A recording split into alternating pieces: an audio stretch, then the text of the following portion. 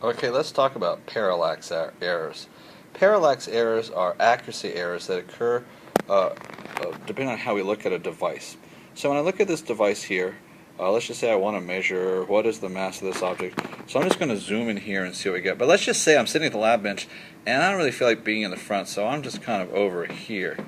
If I look at this device from over here and try to take a reading, I'm going to zoom in here. I'm going to say this looks to me like the answer is about 2.41 grams.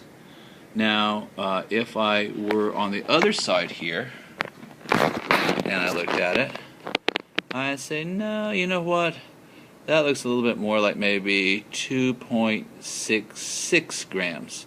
And neither one of us is correct. The best way to circumvent parallax errors is to look at something front and center, which is fairly obvious, but sometimes you forget it. So let's just think about this here. If I look at it from the straight and center, what I find is that looks like it's about maybe 2.56 grams. Now, so the main way to avoid parallax errors is to look at things straight and level. Parallax errors basically are caused when you look at things from an angle. Now, if I was to look at, say, this here, and I look at it and say, well, first of all, I can look at it straight and level. If I look at it straight and level, what I find is it looks like I've got about 21.38 centimeters. But the problem is if I go over here and look at it, now it's like, oh, look at it, over here I'm already up to 22 centimeters, and if I look at it from over here, it's down to about 20 and a half. So as always, the answer is to look at it from above, from straight and level.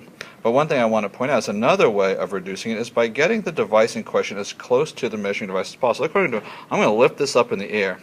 Now look how much difference I can get when it's up in the air, far away from what I'm trying to record. So the one way of reducing parallax errors is to get the measuring device as close to the thing I'm measuring as possible. So watch what I'm going to do. This time I'm just going to move this up onto its edge. And what we find is when I do it this way, there's really very little room for debate. When I look at it this way, what I find is it is 21.47 centimeters. The closer I can get the closer I can get the tick marks to the thing I'm measuring, the less likely I am to have parallax errors. Parallax errors are caused by looking at things from an angle. Circumvent it by looking at things straight and level, and keep the things as close together as possible.